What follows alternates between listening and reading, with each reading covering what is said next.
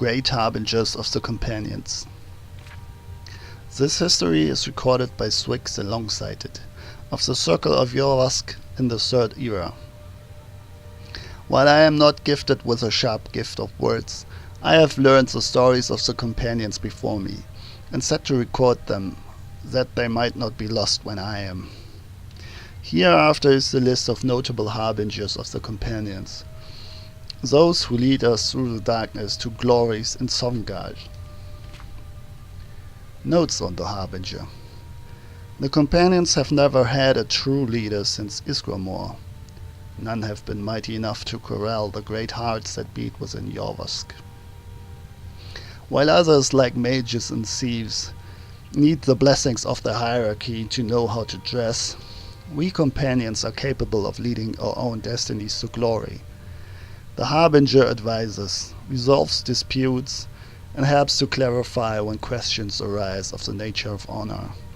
In the thousands of years the companions have held at Yorvask, there have been harbingers both terrible and brilliant, those known for their arm, those for their hearts, and those for their minds.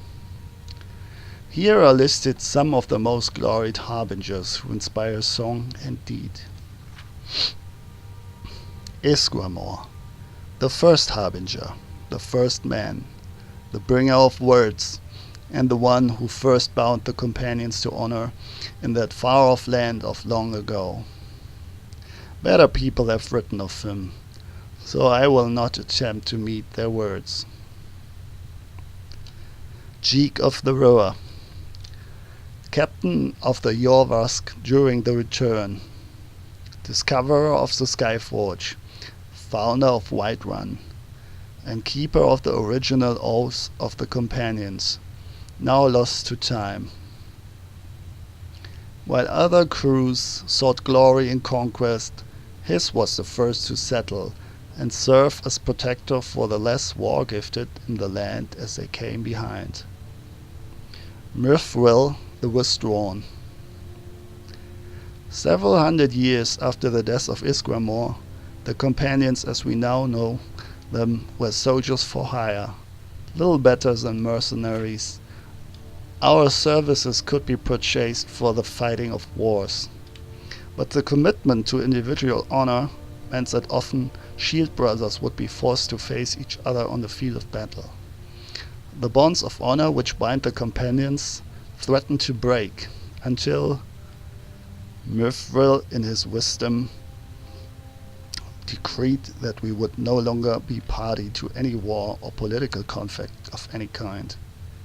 Because of his steady hand, the companions today are known as impartial arbiters of honor, in addition to their glories on the field of battle. Serach the Lofty, the first harbinger to not be of ancestral Admoran blood. This was around the time that the Nords began to think of themselves as such, and there were great disputes about purity in the legacy of Esquimaux. Serach first came to Yorvask as a servant, but the Redguard quickly proved his mettle when treated disrespectfully by one of the less honor-bound warriors of the time. Granted the stature of an honorary companion, after saving the life of Harbinger Tulva, the Unmentioned, he became known as the most capable of shield brothers in the Hall, with speed and cunning surpassing any of the old Admoran stock. His time as Harbinger was short-lived, but it is said that his field knowledge of blade work continues to pass to every new companion through their training. Hanan the Outsider, the first elven harbinger.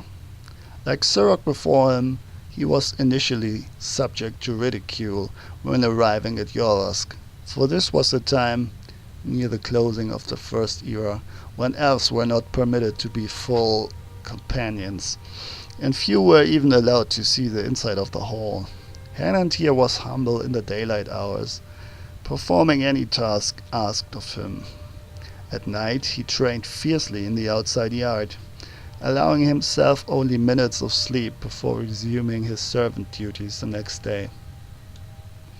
So he toiled through several harbingers, never resting, never complaining, and always keeping his mind and body sharp. Given his long life, he came to be trusted by the new companions as the one who them learned the ways of honor. When one such pupil had aged into an old man and became harbinger himself, Hanan here was the one at his deathbed. With all companions assembled, he named Tenant here as his successor, saying, "Even an elf can be born with the heart of a Nord sometimes." There were some number of companions who laid down their weapons that day, but those who remained knew the truth of honor, and it is their legacy we continue to bear. Maki of the piercing eyes, a harbinger known for her great beauty, but any who underestimated her on account of it would never make the mistake again, was said to have once stared down half an opposing army, then slaughtered the remainder single-handedly. Her disappearance in her 8th year as harbinger has never been explained, though many slanderous lies claim to make accountings for it. Colonel Longnose. After the dark periods in the late Second Era, when a string of false and dishonorable harbingers laid claim to Yorlusk, it was Colonel Longnose who gathered the true hearts of the companions in the wilds and stormed Yorlusk itself, killing the usurpers and returning honor through blood in the old ways. He began the tradition of trusted advisors called the Circle, after our great Lord Esquimaux's Council of Captains, who would serve as examples to the younger, newer companions. By ensuring that the notions of honor can have an unbroken string of tradition, he steadied the course of the companions and restored our destinies to that of Esquimaux, pressing ever onwards to Sovngarde.